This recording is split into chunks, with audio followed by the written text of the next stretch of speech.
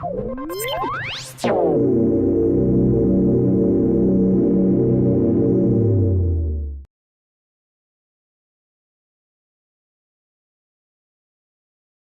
animal species form an extracellular coat around their fertilized oocytes to prevent the binding of additional sperm and protect the developing embryo. Nematodes like C. elegans, for example, form a highly impermeable eggshell, as Karen Oegema from the Ludwig Institute of Cancer Research at UC San Diego explains. Nematode embryos are famous for their permeability barrier because you can submerge them in all kinds of nasty chemicals and they will survive. And people have been trying to understand how the nematode eggshell is organized since about the 1850s. And there used to be the concept of this outer eggshell proper and then an inner layer that was the permeability barrier. But that concept really got lost in the 1970s when people converged on this idea of a trilaminar shell, with the inner of the three layers of the shell being the permeability barrier, which would contain lipids. C. elegans oocytes are surrounded by an outer Vitelline coat, and immediately after fertilization, the enzyme chitin synthase is activated to generate an underlying layer of the polysaccharide chitin. Around 15 minutes later, during anaphase of meiosis I, the embryo secretes a pool of cortical granules that contain the glycosaminoglycan chondroitin. Sara Olson, a former postdoc in Oegema's lab who now has her own group at Pomona College in Claremont, California, was interested in the role of the chondroitin-modified proteoglycans CpG1 and 2.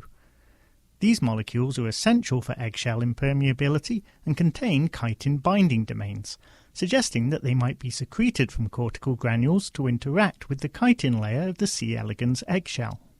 Because they contain the chitin binding domains, we assumed that they would be within the chitin layer. And when we performed immunoelectron microscopy with our collaborator, Thomas Müller-Reichert in Dresden, we were actually very surprised to find that the chondroitin proteoglycans did not localize to the chitin layer. But instead, we found that the chondroitin proteoglycans localized to the inner layer of the eggshell. Photobleaching experiments suggested that CpG1 is stably incorporated into the inner layer of the eggshell, whereas a portion of the more highly glycosylated CpG2 remains soluble and mobile in the perivitelline space between the eggshell and the embryo plasma membrane. To understand why neither proteoglycan is incorporated into the middle chitin layer, Olson et al. Examined embryos expressing fluorescently tagged versions of chitin synthase and the chondroitin proteoglycans. Chitin synthase remains activated on the surface until it starts to become internalized after anaphase of meiosis I. And at the same time, CpG1 and CpG2 are exocytosed at anaphase of meiosis I. So we've got this coordinated internalization and externalization, and so that could potentially set up that sharp boundary between the middle layer of the shell and the inner layer of the shell. Olson and colleagues then investigated whether the chitin and proteoglycan layers were dependent on each other for their formation. When we deplete chitin synthase, we see a much more dramatic effect. So when we deplete the chitin layer, the inner CpG layer cannot form properly. In the converse experiment, when we deplete CpG1 and CpG2, which are required for forming the inner layer, the chitin layer still forms normally. So there appears to be a hierarchical assembly of the different layers, where chitin is required to form the middle chitin layer, and then if that's formed properly, then CpG1 and 2 can come in to form the inner layer of the shell. The plasma membrane of embryos lacking the CpG layer was closely opposed to the eggshell, though some pockets of perivitelline space still formed in regions where residual inner layer was deposited. The chondroitin proteoglycans may therefore detach the embryo's surface from the eggshell and open up the perivitelline space, possibly because their negatively charged side chains create an osmotic gradient that draws water out of the embryonic cytoplasm. Olson et al. Then turned their attention to a different function of the inner layer, namely its proposed role as the embryo's permeability barrier. Since the inner layer forms at anaphase of meiosis I, the researchers assumed that embryos would start to exclude a membrane dye from this time point onwards. But when we actually timed this event, we were quite surprised again to find that the embryos remained permeable all the way up until anaphase of meiosis II. And there's about a 14 or 15-minute time gap between anaphase of meiosis I and anaphase of meiosis II.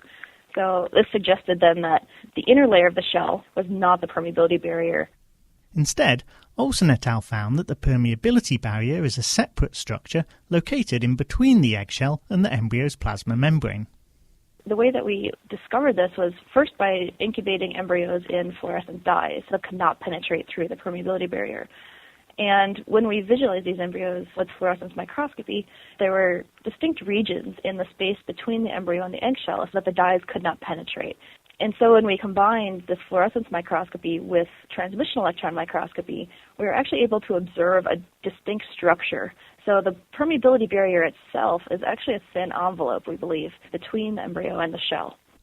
This envelope appears to be a malleable membrane that divides the region between the embryo and eggshell into two fluid-filled spaces called the perivitelline and periembryonic spaces. Olson et al. Thought that the membrane might be composed of fatty acid derivatives, because previous work has suggested that embryos lacking certain fatty acid synthesis and modification enzymes have defective inner eggshell layers and increased permeability. So we repeated the depletions of these genes, including the fatty acid synthase, acetyl-CoA carboxylase, and a cytochrome P450 reductase, and found that it didn't necessarily affect the inner layer of the shell itself, but it actually prevented the permeability barrier from forming. And so we believe that the genes required for fatty acid biosynthesis are required for the permeability barrier formation. In particular, results from a screen performed in the Oegema lab suggest that the permeability barrier may be composed of a class of glycolipids called ascaricides. Embryos lacking either PERM1 or DGTR1 have a normal eggshell but increased permeability. Sequence analyses suggest that PERM1 could be involved in synthesizing the nucleotide sugar CDP ascarylose, while DGTR1 could link this sugar to long-chain fatty acids to generate ascaricides. And ascaricides are interesting because they had been purified a long time ago from different nematode eggshells. And so we were excited to see that these two different enzymes give us permeable embryos in her screen. So in our revised model, it's an outer three-layer structure, which contains the Vitelline layer, a middle chitin layer, and an inner layer that's composed of proteoglycans that potentially release the embryo from the surface and generate a hydrated space in the middle. And then in the middle of that space is a new layer, which we're calling the permeability barrier, which requires lipids, potentially ascaricide synthesis. Then the permeability barrier actually breaks the space within the outer eggshell into two different spaces, a perivitelline space and then an inner embryonic space. And we suspect that the embryo can secrete stuff into that inner space, and that might be important for development. Not surprisingly, Olson and Oegema still have plenty of questions about these complex extracellular structures. What is the composition of the permeability barrier? Is it truly ascaricides? How is that permeability barrier formed? How are those fatty acid-like molecules delivered externally?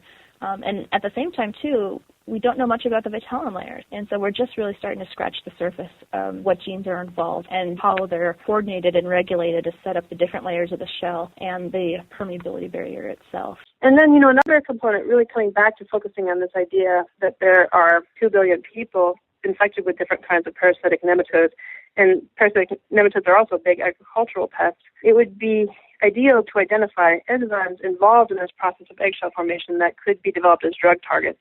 This would be an important future direction. In the meantime, you can learn more about the hierarchical assembly of the C. elegans eggshell and permeability barrier in the paper by Olson et al., published in the August 20th, 2012 issue of the Journal of Cell Biology.